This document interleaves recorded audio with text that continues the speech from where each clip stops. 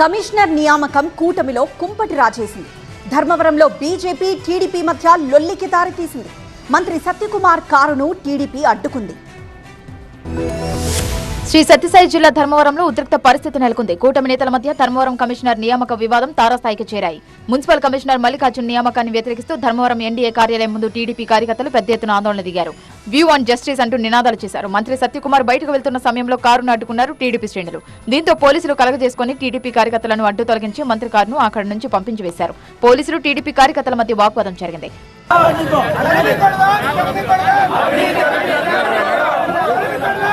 Dharmavaram municipal commissioner Mallikarjun నియామకాన్ని first నుంచి తప్పుబడుతున్నారు TDP శ్రేణులు. కమిషనర్ ఆఫీస్ కి మల్లికార్జున్ వస్తే అడ్డుకుంటామని ఇప్పటికే పలుసార్లు ఆందోళన చేశారు టీడీపీ శ్రేణులు. గతంలో వైసీపీ ఎమ్మెల్యేకి అనుకూలంగా పనిచేసి టీడీపీ శ్రేణులను ఇబ్బంది పెట్టారని, కేసులతో వేధించారని ఆరోపిస్తున్నారు. అలాంటి వ్యక్తిని ఎలా తిరిగి మళ్లీ నియమిస్తారని ప్రశ్నిస్తున్నారు టీడీపీ కార్యకర్తలు. కమిషనర్ విషయంలో టీడీపీ ఇన్ఛార్జ్ పరిటాల శ్రీరామ్ సైతం గురుగా ఉన్నారు.